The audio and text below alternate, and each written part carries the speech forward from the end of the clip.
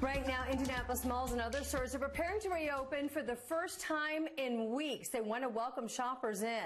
Under Mayor Hogsett's latest guidance, places like Circle Center Mall and the Fashion Mall at Keystone at the Crossing can reopen at 50% capacity. Restaurants at those venues, however, still can't let anyone in. For now, you still would have to order the food carryout. But starting next Friday, restaurants all across Marion County can reopen for socially distanced outdoor dining only.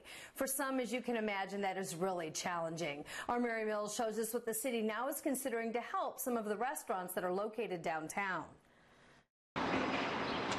Mass Ave is one of the city's top dining destinations. Next Friday, restaurants here and across the city can open for outdoor dining, provided they practice social distancing. But that limits restaurants with little or no outdoor space.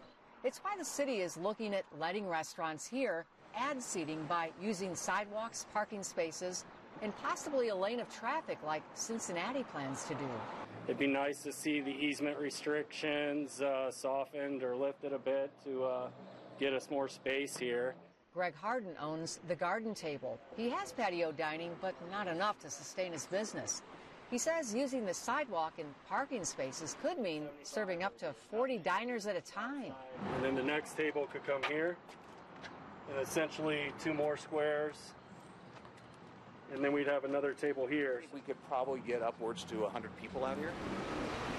Given the patio and surrounding space, Brewburger is well suited for outdoor dining, but owner Mike Cunningham also says Weather would be the big factor. Obviously, if it's cold and rainy, this isn't going to work. Still, he loves the idea and hopes the city signs off. But expanding outdoor dining by closing off the sidewalk, parking spaces, or even a portion of the street would require several agencies to sign off. It would mean securing right-of-way permits, ADA compliance, and alcohol permits, among other things. But it's worked before. While Mass Ave Pub has no outdoor patio, it applies for special permits to expand its space during the Pride Parade. For the situation that we're in now, this would be so beneficial to small restaurants, not just on Mass Ave, but wherever they could implement. We do have some sad news to report tonight as we now learn a second Hoosier child has died from COVID-19. This young child's death now one of the 26 new deaths reported by the State Health Department during a briefing today. Now keep in mind, children do make up a very small portion of cases. The number of deaths in children is so small. When you graph it out, you can hardly see the bars that represent them. The majority of those infected are in their 30s, 40s, and 50s. They are more likely to recover than those that have the virus that are over the age of 70. They make up the majority of deaths across the state of Indiana. Also now we have an update on the number of inmates in the Johnson County Jail testing positive for the virus. Of the remaining inmates, we've learned now 104 tested positive, 127 tested negative, 9 refused to be tested at all. That brings the total number of positive cases now to 127. The Sheriff's Department tells us no one has had any medical complications since they have tested positive for the virus. And starting tomorrow, Walmart is going to start offering COVID-19 testing at several stores all around central Indiana. In order to qualify, you must meet CDC and state guidelines on who should be tested. Also, if you go, you need to wear a mask and stay in your car. Then you'll perform the nasal swab test, and you'll do it right on yourself. There are 5 sites in central Indiana. There's another in Paoli offering tests every Monday, Wednesday, and Friday as long as the weather allows. You can check out the hours and the addresses of the specific locations. Just head to our website at WTHR and make sure you look for this story. A former top vaccine expert in the president's administration says the United States lacks a plan to combat COVID-19. Dr. Rick Bright told a House committee today there probably won't be a vaccine in the next 12 to 18 months. And even if it does happen, he says there's no plan to mass produce it. Our window of opportunity is closing.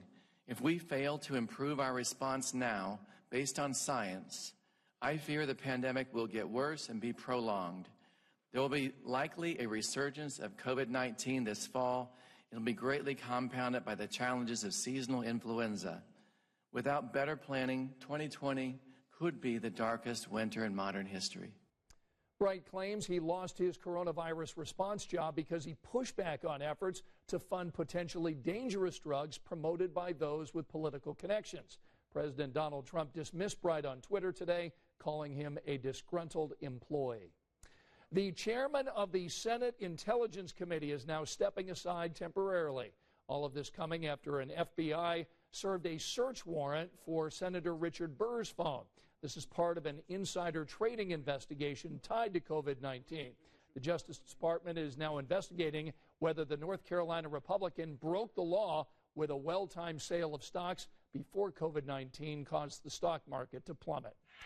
Well, today we learned nearly 3 million more Americans applied for unemployment benefits last week. That increases the total number of unemployed in our country to 36.5 million since the pandemic began. Those numbers have been going down over the last 6 weeks, but there are still concerns tonight more government aid is needed to help our economy. The House is expected to approve a $3 trillion economic relief bill tomorrow. This one will include another round of stimulus payments for families, but it's not expected to pass the U.S. Senate, with the majority leader calling it a totally unserious effort.